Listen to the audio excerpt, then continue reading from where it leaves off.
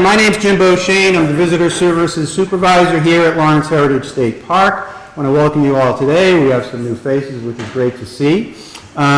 Today's program is a labor talk by Eric Loomis, who's here, and also serves as the opening reception for the exhibit in the gallery behind me, and actually in this room too, which is titled Ban the Bomb, and is an exhibit of posters from the anti-nuclear movement from around the world, from the vast poster collection of Stephen Lewis, who is sitting in the back of the room, and who is, yes, marvelous, who's welcome to say a few words about this exhibit if he chooses to.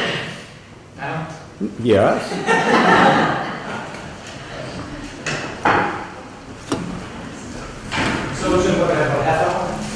Half a minute is more like it. I don't want to scare you.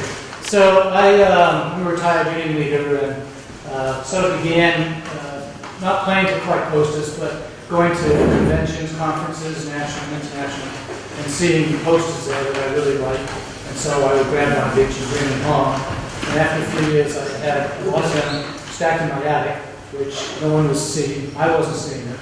So I raised a little money from some friends and labor, and started getting some inexpensive supplies and contacting places, mostly public libraries, to do exhibitions.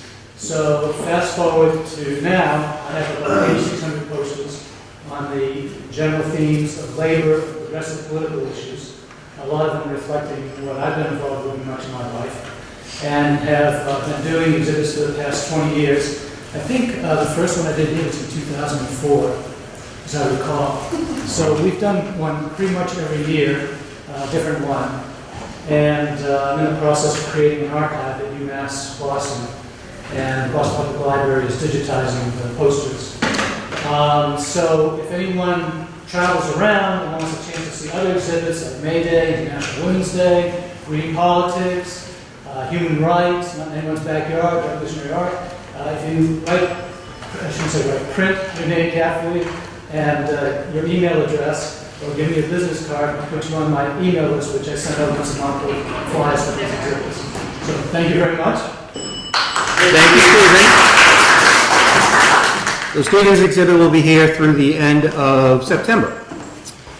All right, now for the main event here, as you know, we've invited historian Eric Loomis here to speak. He's the author of A History of America in 10 Strikes. He's also a professor at University of Rhode Island and has published in the New York Times, the Washington Post, Dissent, the New Republic, and has two other books out.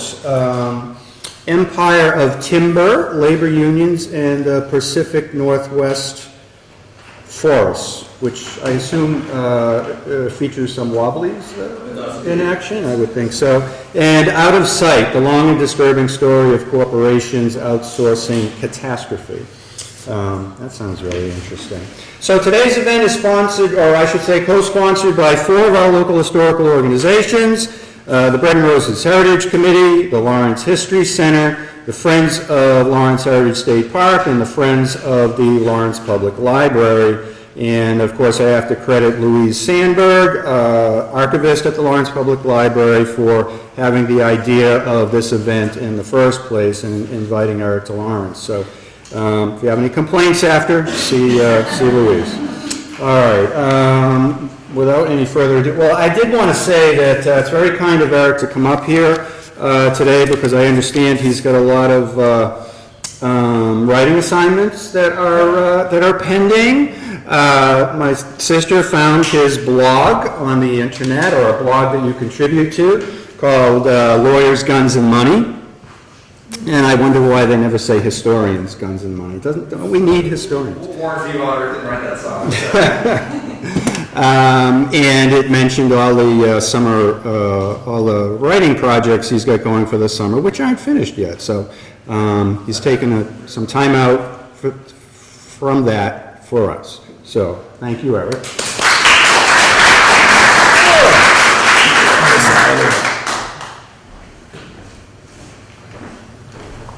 So I'm not going to keep you guys too long today. I want to thank everybody for inviting me and for especially coming out on such a wonderful day as today. I mean, it would be very tempting for anybody to be outside today, and so I really appreciate you all coming here. And it's it's also a great honor to be able to speak about the subject at the site of obviously one of the most transformative and important strikes in American history, and one that I do talk about in the book.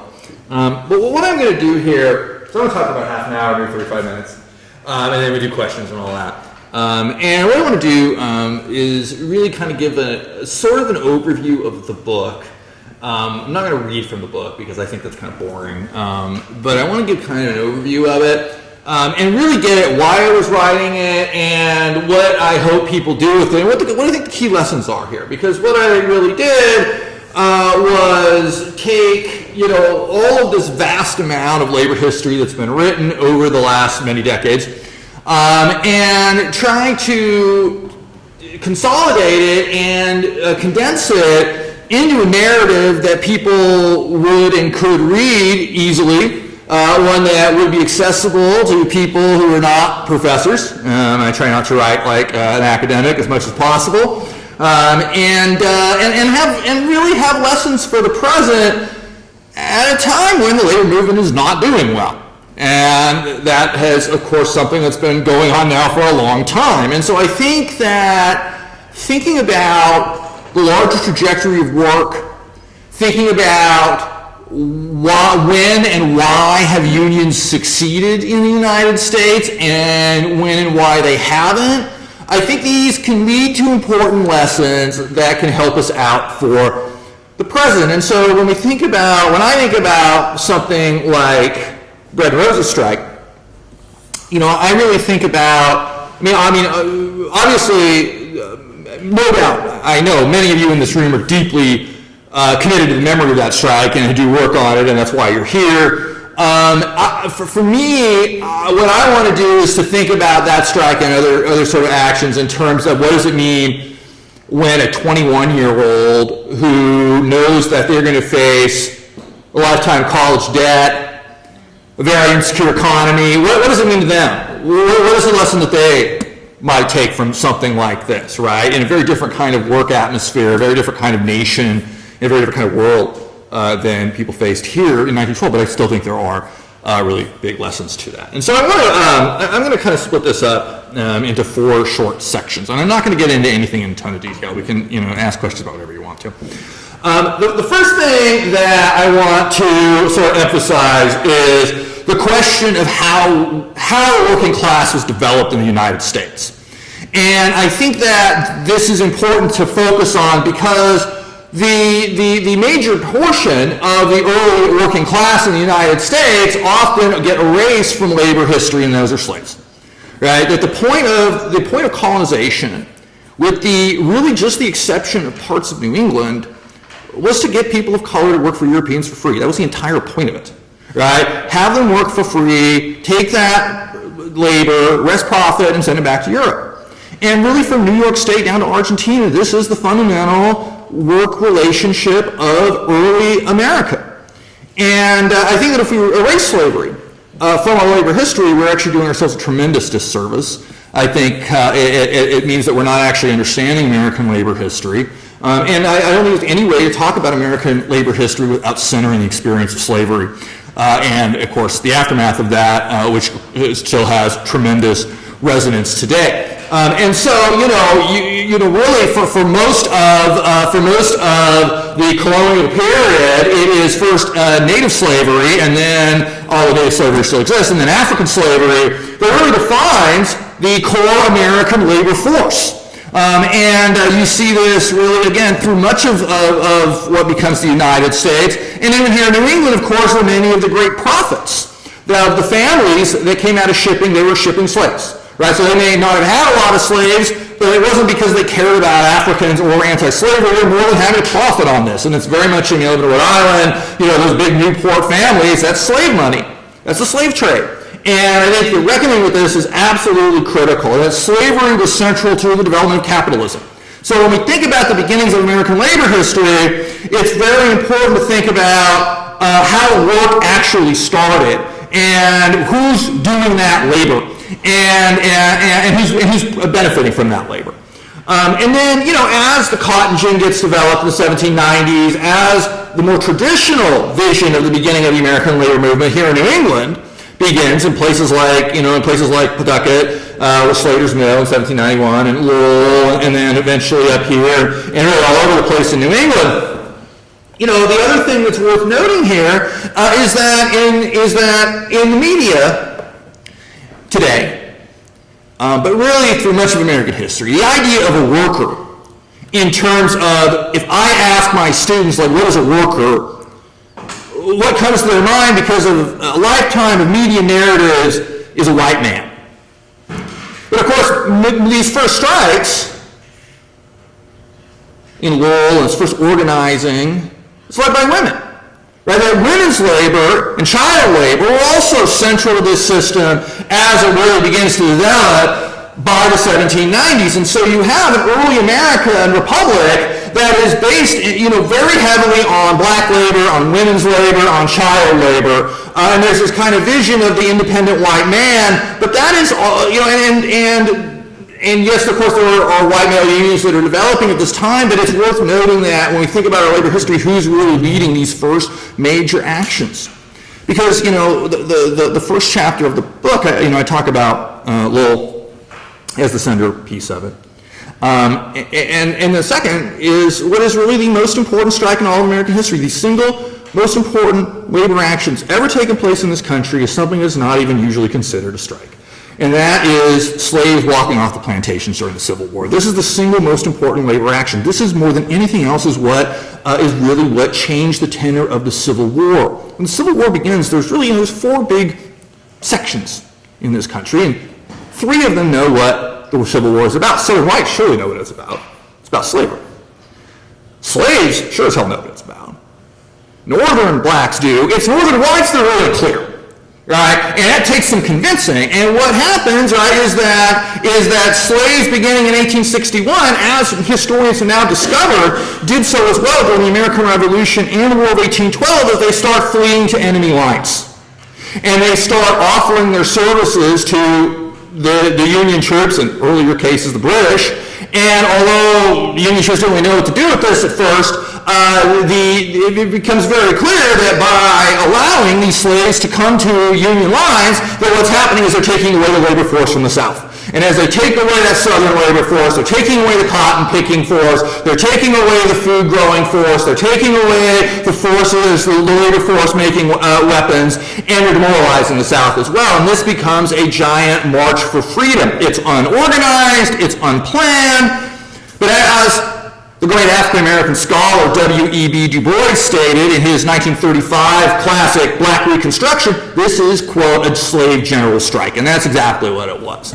And that is, and nothing has changed American history more than that particular labor action. Okay, so these are critically important points because it also gets at the way we think about labor today. Right? The way that we think about what does the working class look like today, I think is really informed by thinking in terms of the history of slavery as a history of labor, the history of slave uprising and slave escape as a labor action. I think also helps us rethink what a labor movement can be in a world where work is changing in the present. Okay, and we can talk more about this. Now, after the Civil War, this is, I hardly have to tell you, the classic era of American labor history begins. The era of the big strike, of Homestead, of Pullman, eventually of Lawrence, and of so many other actions. And, and really, as capitalism develops, a capitalism that had developed off of this system of slavery and child labor is one in which the courts ensure that through the late 19th century, that bosses rule. And that much like today, in what we call the Gilded Age, you have a court system that simply rules against workers based on the hidden constitutional principle that unions are bad. And so no matter what unions are able to do, or workers are able to do in this era, court case after court case simply comes up to defeat them. The Supreme Court, as it's doing today, reinterprets laws explicitly to be anti-union. So the Sherman Antitrust Act, for instance, an 1890 law that is passed to regulate monopolies on railroads, is reinterpreted. The court doesn't really choose to enforce against the railroads, but they reinterpret it so that unions stopping interstate commerce can be seen as a monopoly action and can be crushed by the state. And this is the kind of thing that the Roberts Court is increasingly doing. Janus, with the other cases that are beginning to be coming down the pike, we're entering an era where once again the courts are ruling against unions for very specious reasons. I mean, very quickly, for instance, see somebody familiar with the Scabby the Rat thing, which is not my favorite labor action of all time, but the giant inflatable rat that's used to make fun of employers. Well, the courts are about to rule that illegal. There's no real principle behind that except that they don't like unions. So that's really what we're facing, and that's what was going on in the Gilded Age. So in many ways, what we're doing is reliving, in some ways, the days of the late 19th and early 20th century. And it was an era, a terrible era, right? An era of death, an era of malnutrition, an era of poverty, an era of child labor. And I think that there's a few things that we can take from this period that are really, really relevant today. I mean, in this era of tremendous political inequality, financial inequality, and increasing desperation by workers. And I think there's a few things, right? One, there's really the two probably most important points in the book really come through, I think, at this point. One is the error issue of the state. That as much as we like to tell stories about what would revive the labor movement, more democratic unions, more militancy, more striking, more of this or that, whatever we may say, the reality is if you look through American history, the determinant factor of the success of a strike or not is the state. If the state chooses to crush the strike, there's almost no evidence that it can win. In fact, Lawrence is really the only case in which that is not true. Right? Lawrence is very much the exception that proves the rule here. These workers here succeed despite state violence for very specific and historically contingent reasons, but otherwise, there really are not other strong examples of workers that are able to buck a state employer-led alliance. This is absolutely critical. And the American state and American employers from the beginning proved much more resistant to allowing unions to exist than Europeans. And so if we look into some extent about, people will often say, like, why does Europe have more of a militant labor movement or more of a welfare state? And really the fundamental reason here is that going back to the 19th century, the state in the U.S. has done more to worker employers to crush the labor movement and to crush other kinds of left-leaning movements than they have in Europe, by and large, especially Britain and France. And we see this over and over again. And so, I think a really telling example of this is at the very beginning of these early movements in 1873, there's a terrible economic depression. And unemployment rises, and in some areas up to 20 or 25%. New York's one of those cities that gets really nailed by it. And so unemployed workers, including a guy named Samuel Gompers, right, who would be the head of the American Federation of Labor, and other leading early American labor movement figures, P.J. McGuire, who's the head of the Carpenters Union, for instance, they're part of this, and they're in New York, and they're saying, well, we've got to do something about this, and we have all this unemployment, and wouldn't it be reasonable if we gathered and had a march to the mayor's office and then demanded that the city gives us work? Okay. Pretty mellow demands, really. Well, the response of the media is to basically argue that these people should be killed. That this is a revolutionary threat seeking to overturn the American government and urging a state oppression of this movement. And when they gathered to have this march in early January of 1874 at a place called Tompkins Square on the Lower East Side of New York, the police come on horses and they beat them. And this is widely cheered in the American media. And you see this that including very notably, many of the abolitionists, including these leaders here from Massachusetts, who showed tremendous bravery in fighting slavery, they are also tremendous believers in an extreme form of laissez-faire economy. And they don't see any room for unions. To them, unions are as much of a threat to American freedom as the slaveholders were. And so as white workers began to talk about wage slavery, they were outraged and horrified and denounced these workers for saying these sorts of things. And they're calling for them to also be killed. And this is, again, what we see over and over again here through the Gilded Age. And the few cases in which you do see unions succeed and have their rare victories during this late 19th and early 20th century period, it's almost all cases where for some reason they voted the right people into office. Colorado, for instance, had elected a populist governor, and in the Cripple Creek strike in 1894, it's this gigantic victory for workers where the governor actually used the National Guard against a private strike-breaking force. Well, he's nearly lynched for that. And of course then loses his re-election bid, and then the union gets crushed once more by the state. You see this at the federal level. Theodore Roosevelt becomes president, and this is the fourth chapter that book focuses on this strike, the Anthracite Strike in 1902, where you had coal miners go on strike in Pennsylvania.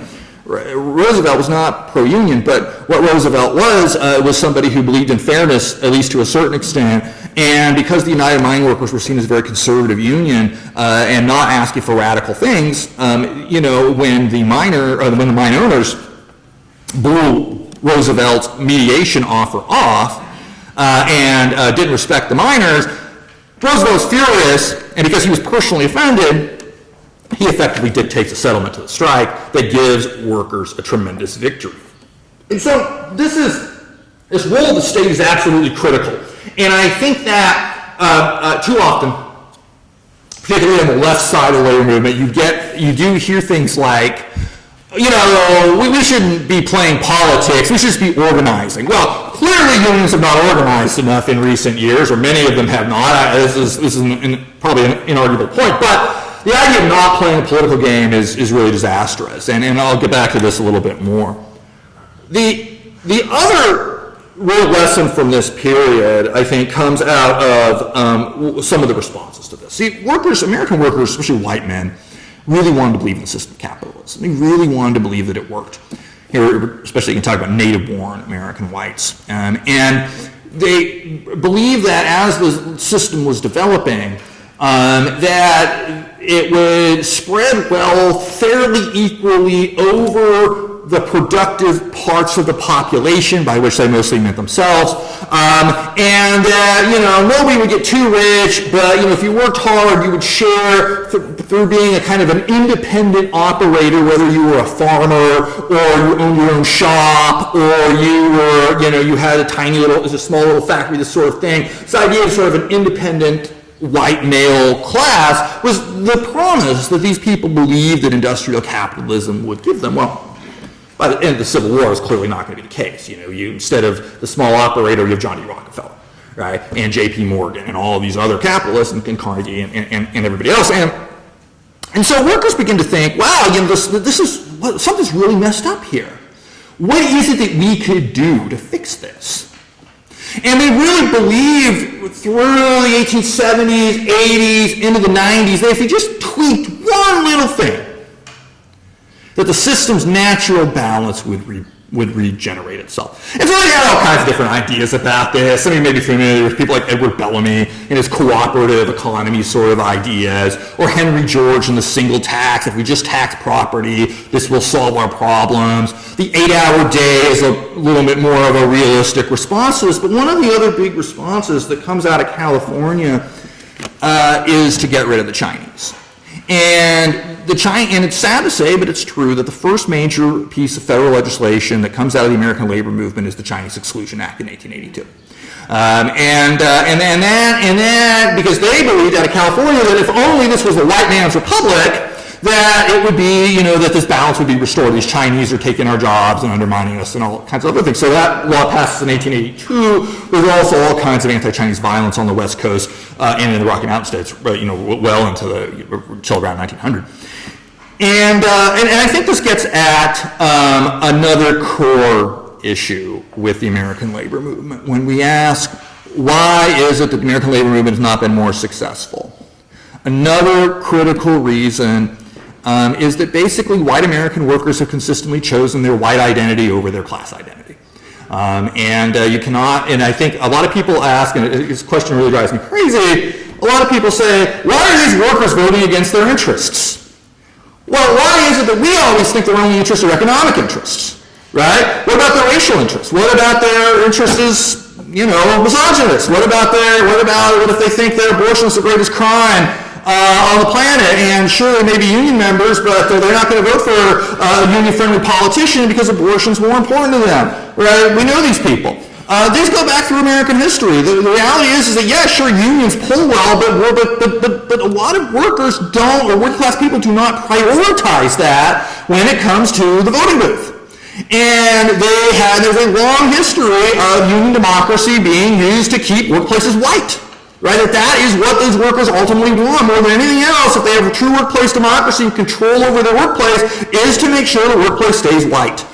And unfortunately, this is the core story of the American working class, and there's no real way around it. Here in Lawrence, we know of the incredible difficulty in organizing so many different immigrant groups, and the great success that led to in 1912. But it's hard to maintain that. It was hard to maintain that then, and it remains hard to maintain that now. And I think that, going forward, one of the key things, if we want to rebuild the labor movement, is it has to be a movement based around racial justice. There's no other way to make that happen. And media's endless focus on, white men in diners in Pennsylvania, as if they're the only people in the working class, really obscures the actual lived working class in America, which is by far the most diverse part of the country. That includes immigrants. This includes white men too, but includes African Americans, includes Native people, includes Asian Americans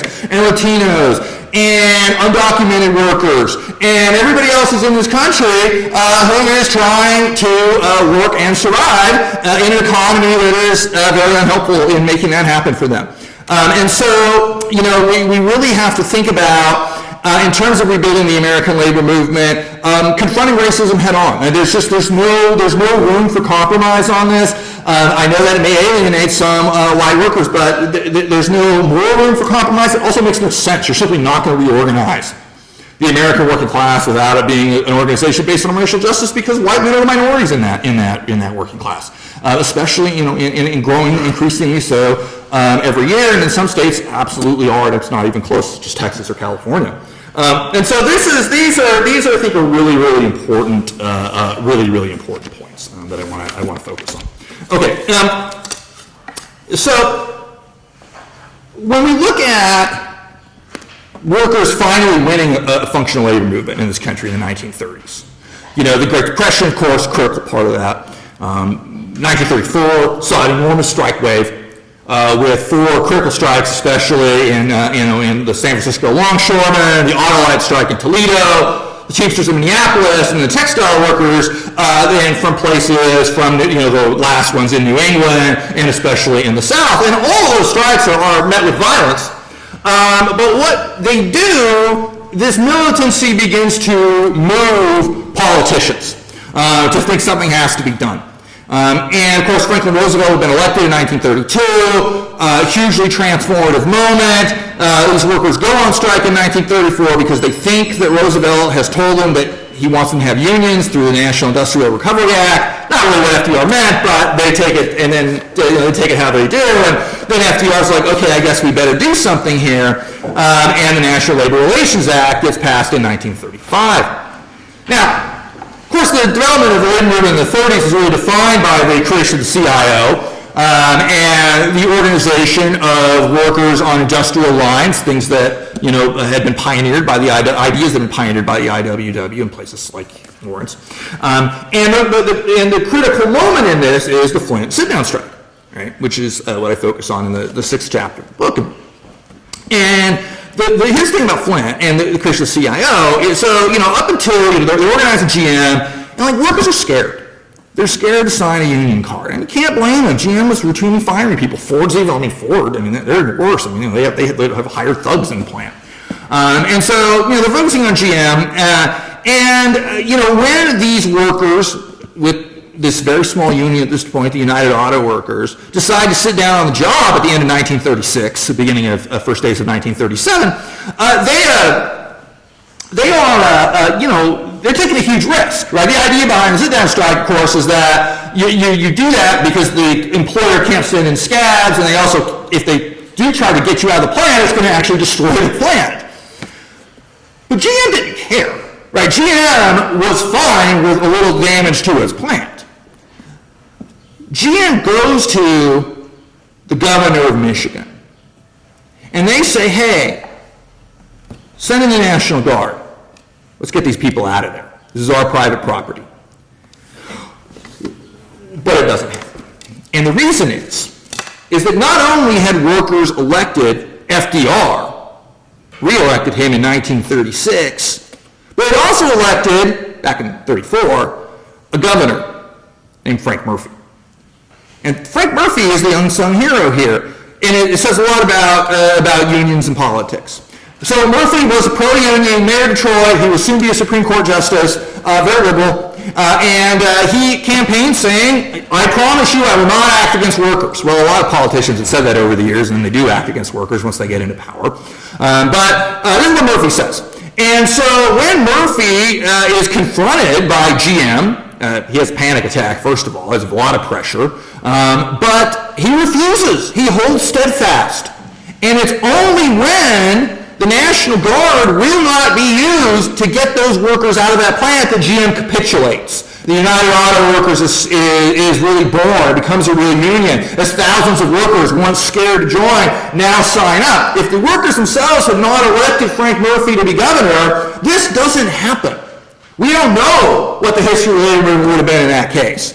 But you have, so this is another way that American workers took action, fought for their own interests, and in this case did elect a class-friendly governor that allowed them to organize. And that is what really that, plus the Roosevelt administration basically forcing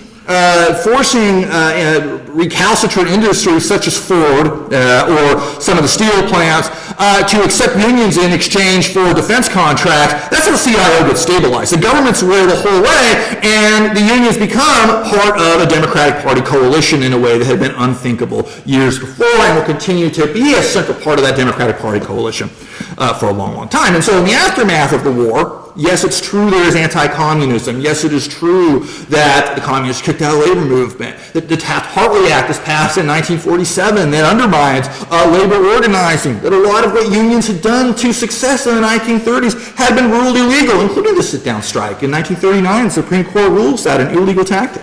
But despite all of this, and perhaps this laying the groundwork for labor's decline, in the 40s, in the 50s, into the 60s, these are great years for the American working class, right? These are the years of the union contract, of the benefits package, of the retirement pay, of vacation time, of all these things that were utterly unthinkable 30 years earlier, or even 10 or 15 years earlier.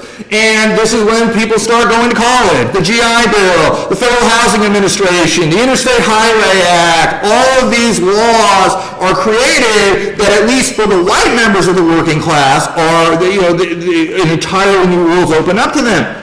But still, for people of color, it is a much harder haul. They do benefit to some extent from these programs, but so many of these programs are openly exclusionary, including the GI Bill. For as much as we talk about the GI Bill as this heroic moment in America that transforms, working class into something more like a middle class, it openly is discriminatory against African Americans.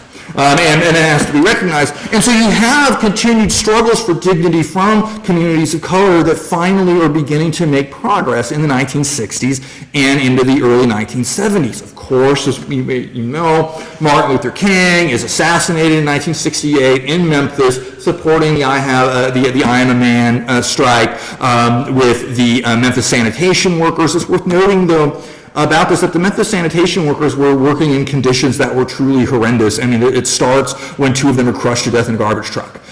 These were conditions that would have been unacceptable to white workers, and white workers for a long time weren't all that interested in organizing those workers. Finally, AFSCME, the American Federation of State, County, and Municipal Employees, begins to organize these southern cities in the mid-1960s, and this is, of course, becomes iconic because of King's death.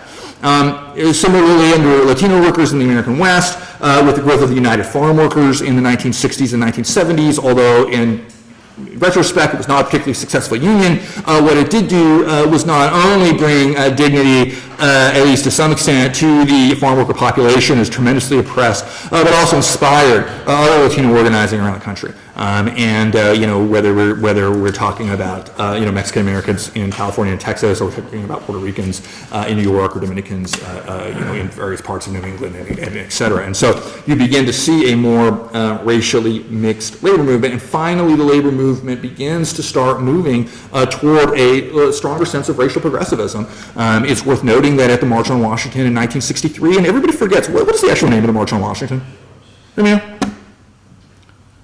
What's the name of it? The March for Jobs and Freedom. Jobs and Freedom, but nobody ever remembers the second part of it, right? Because if you start talking about jobs, that challenges the economy, which a lot of people don't want to have to do, including large numbers of African American leaders. As the post-civil rights world goes. It's worth noting that the United Auto Workers paid for most of it. And it's also worth noting that there was a strong economic justice platform. There was a demand for a $2 minimum wage, a $2 an hour minimum wage, which in today's money is about $16 an hour. So in other words, the fight for 15 goes back to at least 1963 in terms of index for inflation, right? This has been a core demand of the civil rights movement for a long, long time. The fact that we have erased the economic justice component from our discussions of civil rights is very, very telling about power in this country. But we need to revive that. We need to centralize that, and we need to make it part of the ways that we talk about these movements.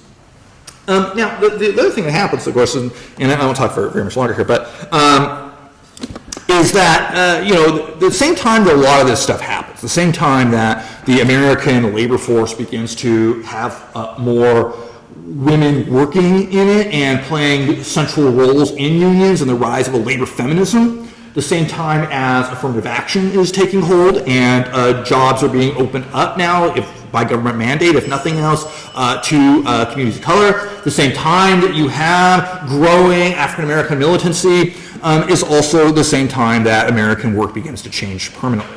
The same time, beginning in the 60s, that you begin to see widespread deindustrialization, jobs being automated away, jobs moving overseas, and this begins to decimate the labor movement at the same time that it's just finally opening up. By the 1960s and 70s, there was a lot of problems. The economy is shifting. These are big structural fundamental transformations in the economy, and the unions didn't really have much of an answer to them. Maybe it was unfair to ask them to, because these are major problems. But nonetheless, the fact that they had stopped organizing effectively by the 1950s and were no longer engaged in widespread organizing campaigns definitely undermines the ability of the labor movement to react to any of this, and we still see the descendants of that today, with many unions still really struggling to figure out a path forward into the 21st century. And a lot of what had happened was that the state-employer alliance had been broken by the New Deal, had been broken by worker militancy, had been broken by workers in World War II, becoming part of the state. And so even as you have a very slow backlash being developed after World War II, still there's not widespread union busting. The employers and the state are no longer working as one. That obviously begins to change with Reagan, right? And that, the PATCO strike, the air traffic controller strike, the greatest disaster in the history of American labor, against a union that in fact endorsed Reagan, because basically the air traffic controllers, they hated Carter, but they also were politically very conservative. They were mostly ex-military. There was a lot of racism in that union, a lot of sexism in that union. They were pretty good, but they liked Reagan, except for the union stuff, and they thought, he'd actually be okay if we endorse him. They go on strike, of course, he fires them all.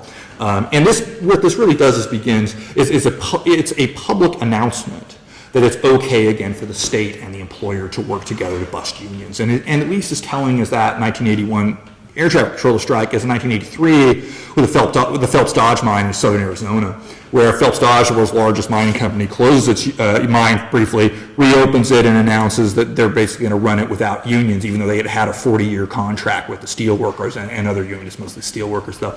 And they work with the state of Arizona. The state of Arizona actually creates a private detective agency that exists only to serve Phelps Dodge. They use it to spy on workers. There's a big strike. They are able to bust that union. And I think it's also telling the core, the chief lawyer or activist within Phelps Dodge around doing this, and the guy who's really in charge of the union busting was the father of Ann Coulter, who you may know today. So sometimes the apple really doesn't fall far from the tree.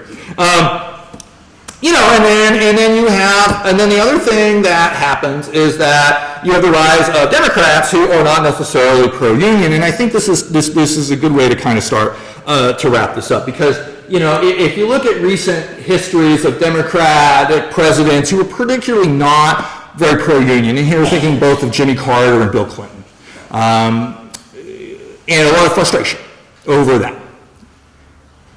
and that's fair. But I think that it also gets at this nexus of politics and race in ways that we don't talk about often enough. So, Jimmy Carter comes from Georgia. Bill Clinton comes from Arkansas. These are men who rose to power in their states with owing unions nothing, because there were not unions of any size in Georgia or in Arkansas. Why? The biggest reason was that white workers refused to join unions in those states because unions became associated with civil rights, they became associated with Jews, they became associated with outsiders. And that in the campaigns after World War II, Operation Dixie and other campaigns to organize the South, these union attempts fail repeatedly based on, once again, white workers choosing a white identity over class identity. Right? That they were going to side with their employers over siding with their fellow workers who were African American. And unions have never come up with a real solution to that. There's a few unions in these states, but not very many.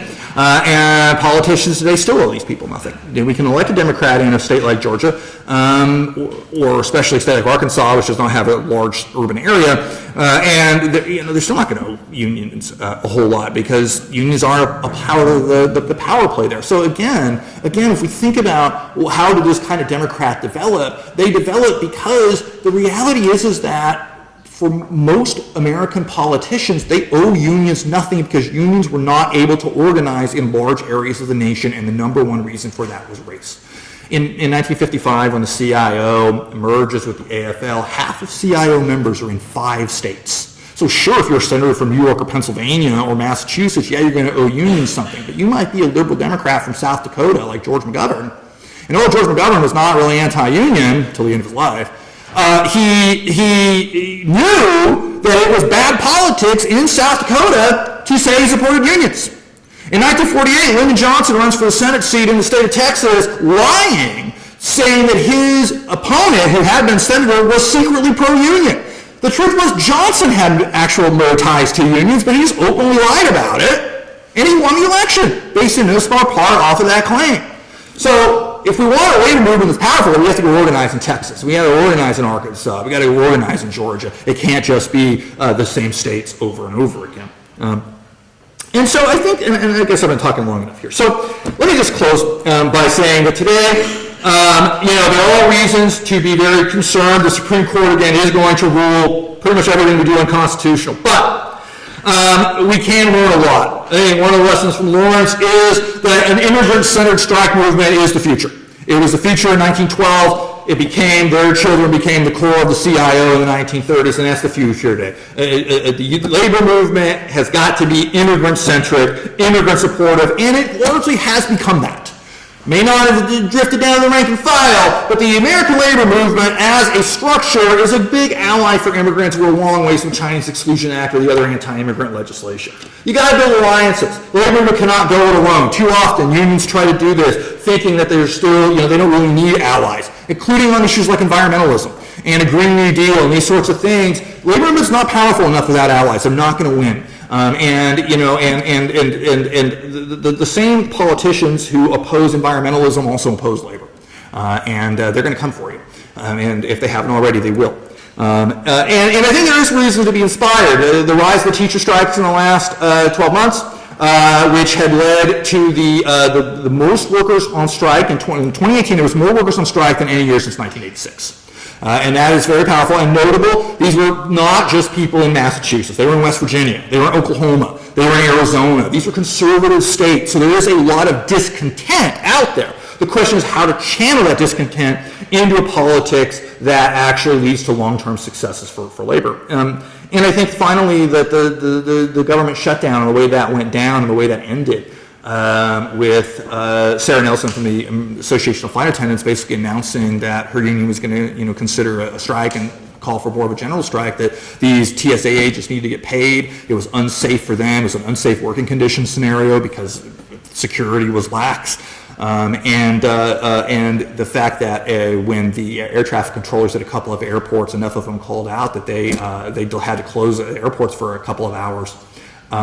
One thing we discovered, Donald Trump doesn't care about you, but he sure cares about his golf buddies flying in first class. Shutdowns immediately. And I think that's very, very telling. So those are just a few thoughts I have, I guess, about where we're at, about the use of history in the present, and I will stop there and open it up for questions. Thank you all for coming out.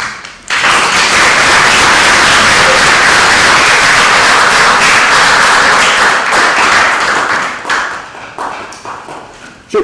I have a question, it's kind of in two parts, but how much of the issues of how the unions back in the 1940s, I mean, I read a book years ago, I reread it, I was teaching criminal justice studies at high school in Framingham last year, was about how the Teamsters basically created, two things. One, they became a corporate model union where you had business agents who get paid for a successful contract and basically rival between I know the Teamsters. I mean, I've been in unions for public sector unions for 24 years in my adult life. So, and I was my father was IEW. So how much of that could have contributed to that kind of structure where they would, be able to divide and conquer within that working class, within the things. I mean, I know that when I came in the mid-90s, that was when you had Clinton, that's when you had a lot of the anti-unions starting, and we used to be told, hey, guess what? Oh, you know what? Let's let these older guys get this, older people get this. You guys will get it in a few years and reopen it, but every time you reopen something, it never came back. And then you just brought up McGovern. Wasn't McGovern also, I can't think of the name of the writer who wrote Nixonland, who wrote this whole Rick Perlstein? He brought up a good point in his book. If you go through it, it was how the anti-war movement had kind of split from the unions in a strong way, and and George Meany kind of not supported the government. Well, Meany didn't. I mean, Meany. Well, okay. So you're touching on some big issues. Yeah. I think what ties them all together is that one of the weaknesses of the American labor movement is that it absolutely became fat and happy in the 1950s. And as such, including in the leadership, so Meany becomes president of the AFL and the AFL-CIO as it merges in 55. And Meany is frankly more concerned with killing communists than organizing workers. That is a greater priority for him, and that does not change for a long time. His successor, Lane Kirkland, is the same way. They're Cold Warriors first, and organizers second, if at all.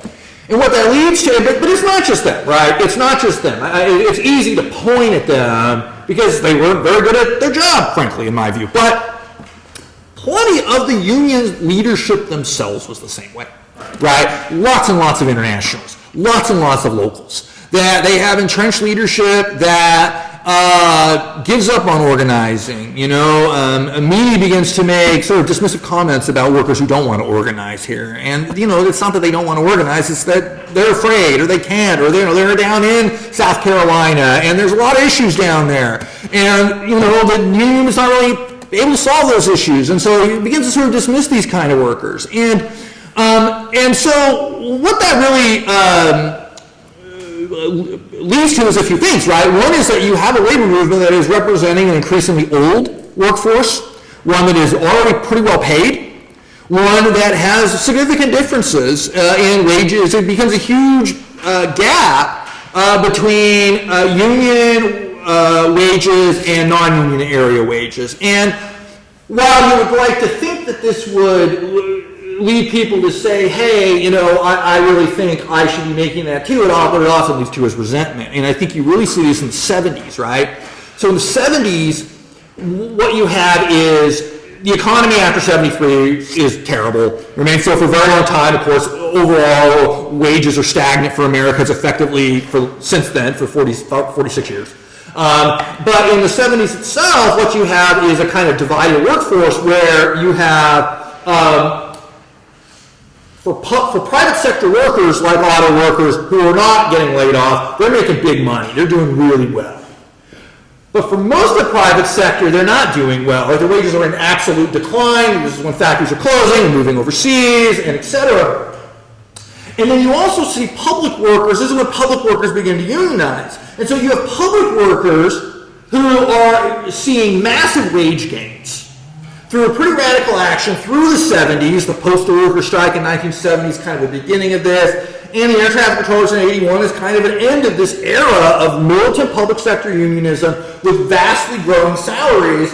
And this then feeds into a kind of anti-government resentment that helps to lead to the fact that, so when the air traffic controllers go on strike, the public doesn't like them. The public says fire them. It's hugely successful for Reagan, in part because those workers showed no solidarity with anybody themselves, but also because there was this huge wage gap. And so you didn't have, you had too many unions that were really being active, for their members only and not for the working class as a whole. Frankly, this still happens, to some extent, but it was a big, big, big problem in the 70s. And just another example of this, in 76, one of the forgotten moments of the 70s, there's so many forgotten moments of the 70s that are being brought back today, and it's kind of funny to me a little bit, because we have a revival of the word socialism, the Sanders campaign, and everything else, but all the policies that are being sort of put forward are basically like mainstream liberalism in 1975. There's no real difference between what Bernie might be saying in many ways or Warren and Muskie, except updated somewhat for modern racial and gender ideas, but economics is not very radical. And there's a lot of things in the 70s that are totally forgotten about today that almost became law.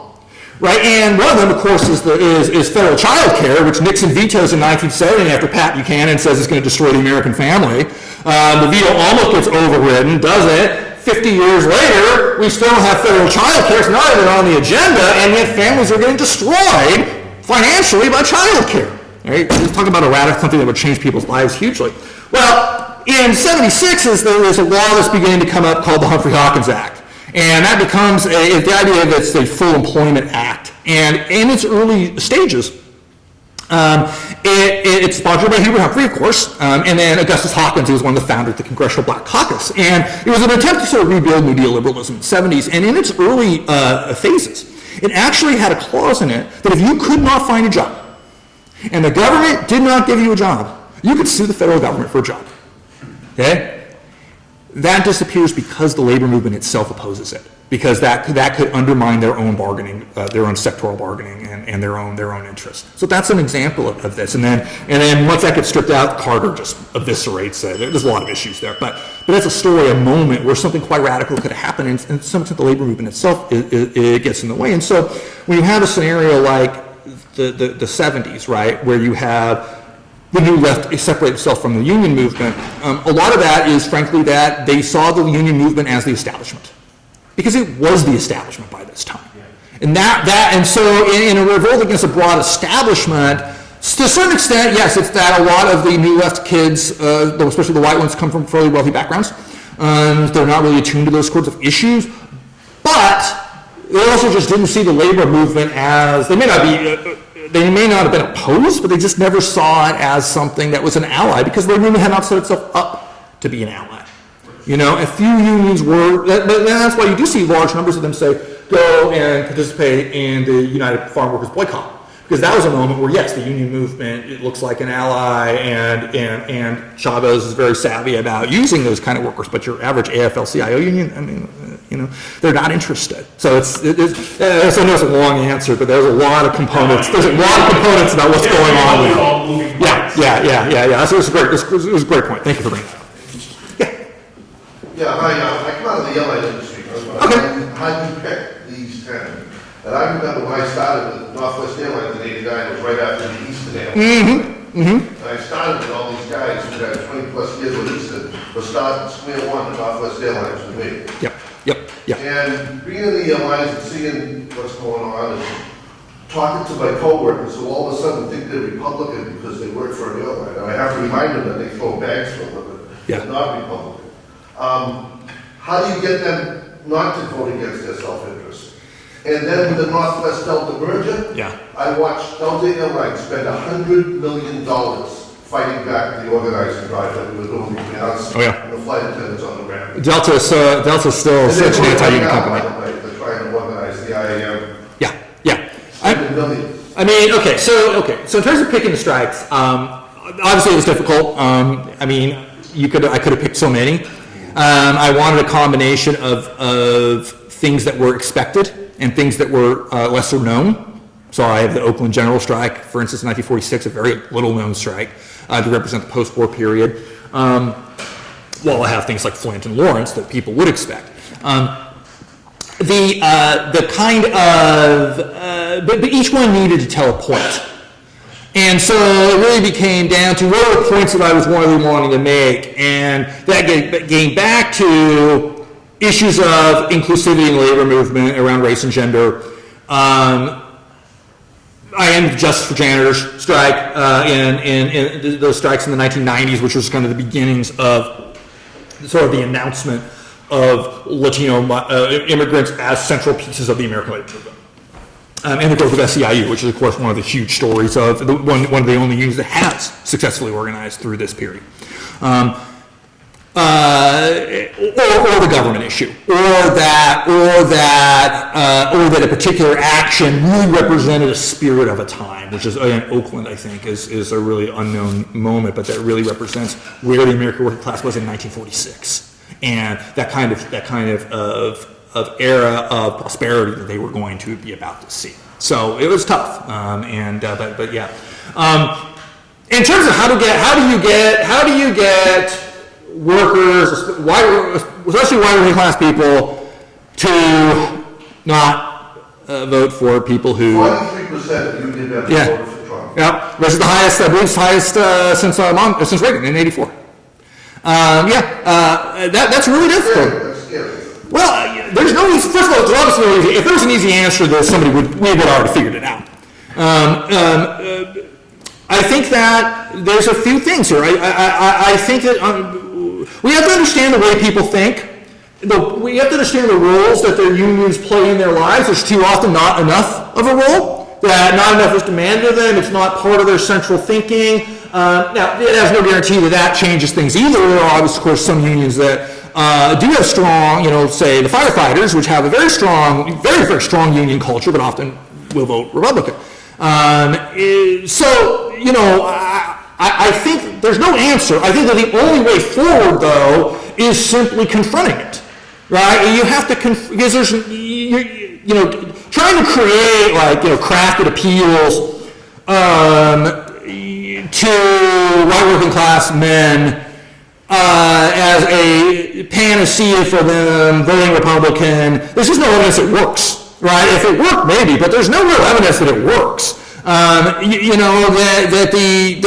The path forward, especially given the actual made-up working, who makes up the working class today, it's going to be about organizing people who are largely unorganized as political actors, both in the voting booth and in their workplace. And I think there's a lot of quality union leadership out there these days. I think that union leaders are doing a much better job than they did 25 years ago, and at least acknowledging, including in areas, that were traditionally not very racially progressive. I mean, I know, the Boston Building Trades, for instance, has moved in positive directions over the last 10 years on these issues. They're not where they want to be, they're not where they need to be, but at least they know that, right?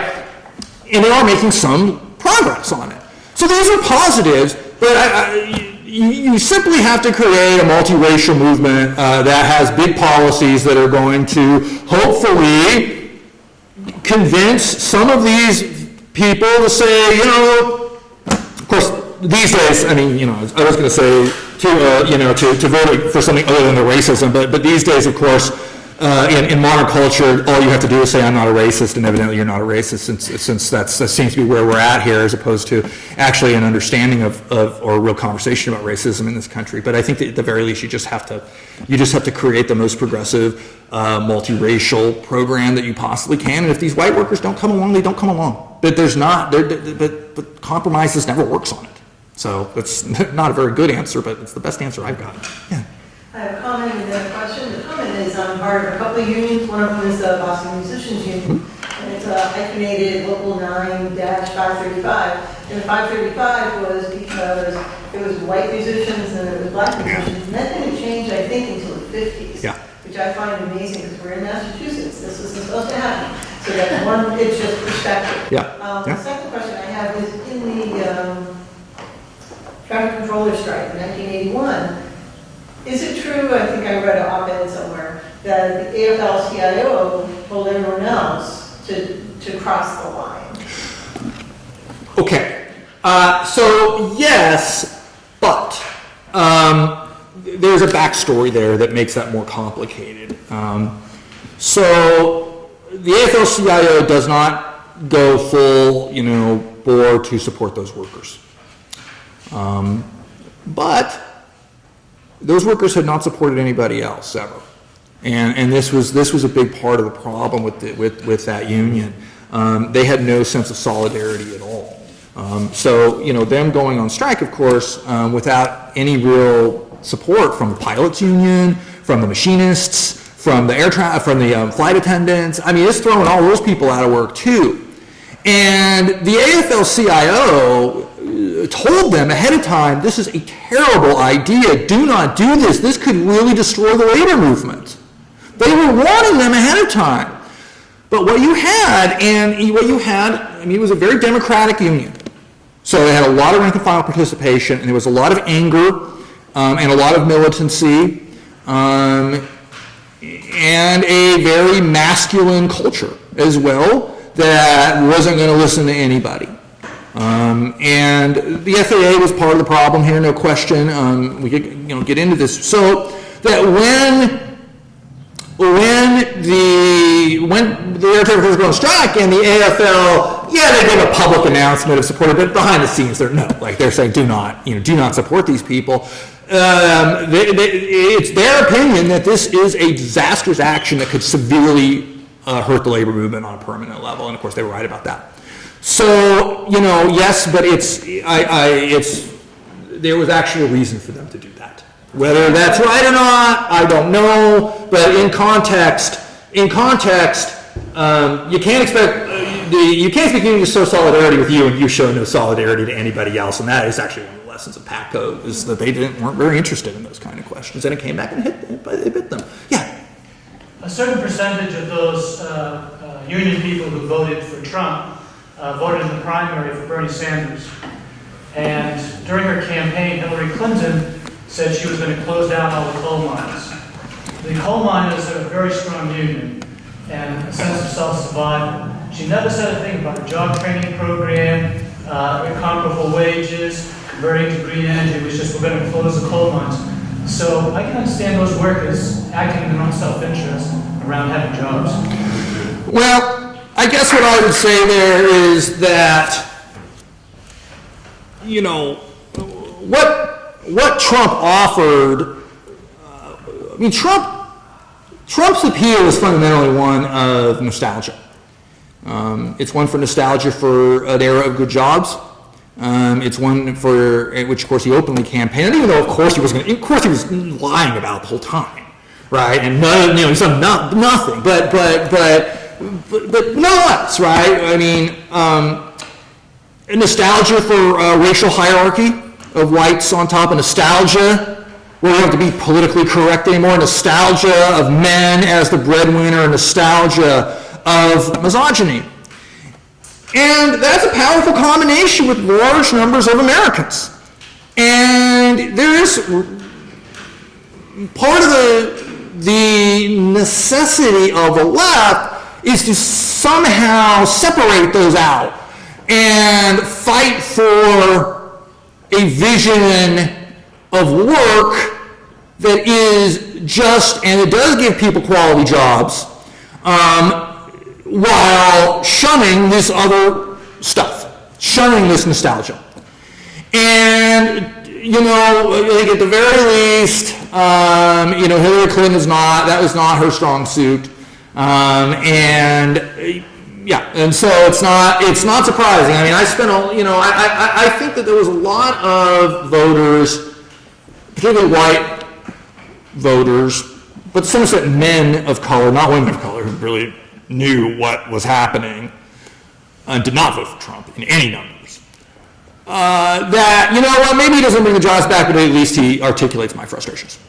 And some of those are about the economy. So, you know, I think that we're politically in a very transitional time. I think there's a generation of leadership in the Democratic Party that still has its roots back in the 1970s and 80s, where things were more explicitly anti-union, and that they don't often get the anger and desperation of young people, and you're seeing that rise up. Obviously, the Sanders campaign is a piece of that.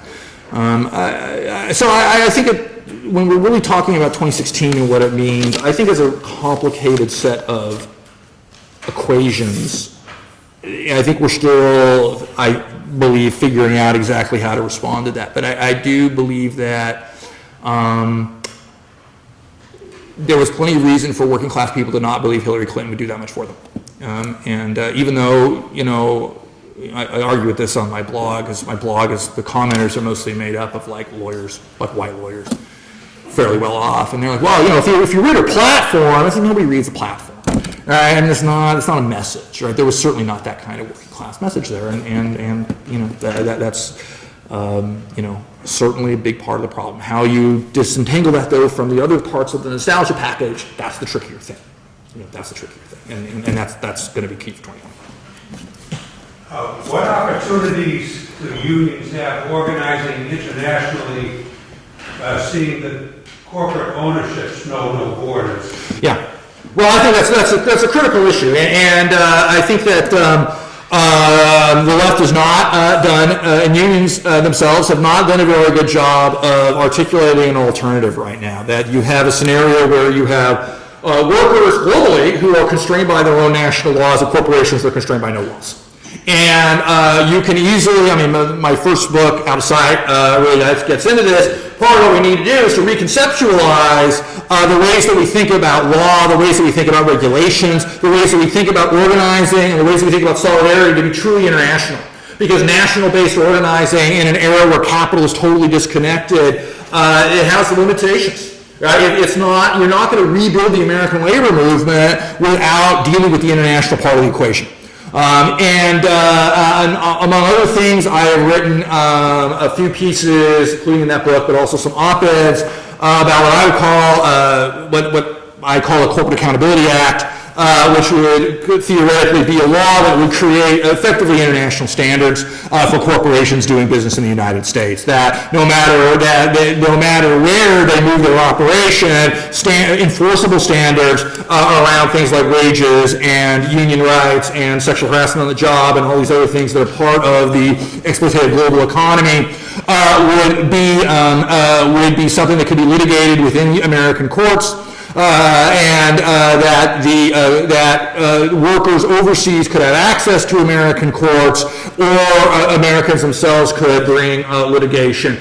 This may sound crazy and unrealistic, but it actually is not. In many ways, it's just applying a lot of the regulatory lessons of the 1930s through the 1970s to a more international economy, not to mention there's all sorts of actual established case law of people, of foreign nationals bringing suit in American courts against corporations. The only thing standing in the way is the horrible Supreme Court, but I almost guarantee you would have 4 votes for such a law already. You know, so I think that what we have to do, what we're struggling with as a left movement, as a labor movement, is once again articulating what that world is we actually want to see. In some ways, it reminds me of that late 19th century moment where there's all these people who really kind of wanted to believe in the system, and then they sort of get slapped in the face by the realities of capitalism. And so they come up with like, oh, you know, Edward Bellamy or Chinese exclusion. A little bit I feel like we're that today. So that you have like big slogans coming out like free college or Medicare for all, and that's fine. But it's actually some very limited responses to these things, and to some extent, it's slogan over policy, which has its own set of problems. And so I think we have to envision how do we actually fix these problems in the global economy, and what are the tools that we can use to make that happen. And even if they're not going to get implemented in the next 4 years or whatever, we have to think long term, and we have to think in terms of the only thing, the first thing stopping us from getting what we want is an inability to articulate what we want. And so to articulate that, make demands on politicians, bring these ideas to them, because one thing that does not work is protectionism. Old school protectionism, it politically doesn't work, and it also doesn't make a whole lot of sense given the realities of the economy. It's not as if, when you're talking about something NAFTA, it hurts some American workers, but it helps other American workers. And that is part of the problem. Right, I could talk to you, my actual scholarship, I'm from Oregon, I write about Oregon. You can have communities 20 miles apart, and one has been decimated by NAFTA, and the other is boomed under NAFTA. And so, this kind of, and even our biggest allies, I love Sherrod Brown, Bernie, Jan Schakowsky in the House, they really revert to protectionism as a solution to trade issues. And it politically doesn't work. We have known this for decades, and it doesn't really fit the actual reality of the global economy. But I don't think anybody's really presenting them with a lot of alternatives. That's what we have to do. What does that global economy look like that actually has alternatives to it? So, did you have your thing? Yeah. I have a question. It's not global, it's more local. Local's good too. Obscure strike we had in Massachusetts was the market basket. Oh, I know. My students will talk in market basket. I know. So any lesson learned from that for the labor movement, or was labor movement hurt by it? Well, labor hurt by it. I think that it suggests, because market basket is not a union shop. And I think it suggests that we actually, when we're talking about the modern labor movement and where it is going forward, I think we're talking about a lot of actions that are actually not connected with unions. And that's why it's important, I think, to bring back things like the slave general strike and things like that, because if we're thinking of these things only in terms of unions, we're actually missing out on a huge amount of activism. Especially going forward with unions as such a small percentage of the economy, the workforce, and yet you have, teachers in Oklahoma going on strike. You have something like Market Basket. So I think that's the lesson, is that we actually have to think there's actually a lot of different kinds of labor actions. I mean, they can kill the union movement, but they can't kill the labor movement. Right? I mean, I think workers are still going to be organizing for whatever they think is just, whether they have a union or not. And Market Basket is a great example of how that can work. Right. Yeah. I'd be interested in your opinion about the way workers are being treated. We don't hear much about this in the new high-tech industries. Oh, yeah. Silicon Valley. Yeah. The American people have been sold this idea that people like Bill Gates and Steve Jobs and Paul Allen and Jeff Bezos are the modern folk heroes. Right. But from what I've been hearing, they have not been treating, or did not in the past, treat their workers fairly well. I was wondering if you have any thoughts on that. Well, it's a culture of, the tech culture is a culture of self-exploitation. Basically, the assumption you're going to be working 16 hours a day, and you're going to get some, you're going to maybe have a nice campus where you can work out or whatever, but you don't really have time of your own. You're beginning to see the beginnings of a little bit of discontent there. That's clearly one of the big sectors of the economy that's going to have to be worked on and organized, and notably these are fairly well-off workers, right? And as well as workers that a lot of them tend to have fairly progressive positions on social justice issues, but are also kind of libertarians, and are going to likely have some maybe discomfort with unions or with kind of broad economic packages, because they're in it, they think they're going to get rich, and some of them, few of them do. It is a serious issue. It's not one in which anybody is taking seriously enough at this time. I do think that in the next 10 to 20 years, that's going to be a major component of future organizing is the tech industry. And given a growing preference for unions and economic justice activity among young people, there may be hope. There may be hope for that, especially given the way that industry kind of chews people up and spits them out, and it causes a certain amount of discontent there. So yeah, my main answer is yeah, that's a big issue. Yeah. Do you think you could talk a little bit about the next, who's going to be like the next president of the AFL-CIO? Because I feel like that's an issue that not many people are thinking about. I mean, the next elections aren't for a couple more years, but I feel like when, like I think you made the point in your book about how the union leadership throughout the labor movement kind of shot the movement in the foot, like how much of an effect on the labor movement do you think maybe the election of, say, Sarah Nelson to the AFL-CIO would be? So there are two candidates. So Rich Trumka is not going to run again. And there's two candidates, and in fact, if there was only one candidate, he probably would have stepped down already. So there's Secretary Treasurer Liz Shuler, who is, the inside candidate, has been the heir apparent ever since she took that role. And then there's the upstart Sarah Nelson, the head of the flight attendants union. And while none of them are it's one of these like late 19th century political campaigns where you can't officially announce that you're running, but everybody knows what's going on anyway. So neither of them officially said that they're running, but they're running. And there's not going to be any other candidates or any other serious candidates. What I would say is that I have nothing against Liz Shuler at all. I do, however, think that it's more of the same, right? That you're not going to see significant changes in how the Union Federation works, significant changes in its political stances, and these sorts of things with her as the leader. I mean, she's very much following in Trumka's tradition. With Sarah Nelson, you very well could see a pretty significant change. She's much more, would actually be a union leader that had charisma and could go on television, which would be an interesting change from the last 100 years.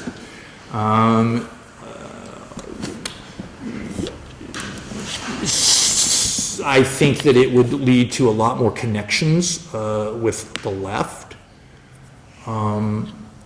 And I think that could be very useful. I think it would help turn the Federation to a more progressive stance.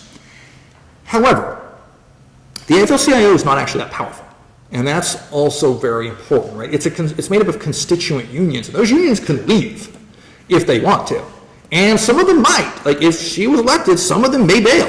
It is not impossible that they would do that. I mean, SEIU left 15 years ago to start their own, to start the Change to Win thing, which was not a very good idea in my view. Didn't certainly really lead to anything, but the main reason they left really was they didn't have to pay dues to the AFL-CIO. They could use that money for other things.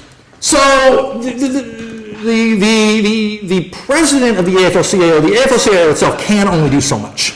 It really is about the constituent unions at least as much as that. And so it's not, we do need a progressive, charismatic, TV-centric, social media-centric leader of the AFL-CIO would be a real breath of fresh air that would do things that unions really struggle with, like hire 23-year-olds to do social media and then not undermine them, which a lot of unions, because they're led by a lot of older people, are very uncomfortable with things like social media, and they don't have strong social media presences. And this is not good. I think there's a lot of potential there, but I wouldn't overstate it. It's not a revolutionary moment unless you also see a move toward a more progressive position from those other constituent unions. And there's a lot of actually internal union politics that would have to go into that. So it would be promising. I think I personally, I know her, so I don't want to say too much, but I would certainly support her, but I also think we need to be realistic about how much of a change that would actually create. It's a really good question. Well, I will just again then, if somebody has any questions, I just want to thank you very much. There are evidently books for sale. I'm happy to sign them or whatever. Hang out, and chat, and yeah, thank you. Have a wonderful day. Thanks for coming out.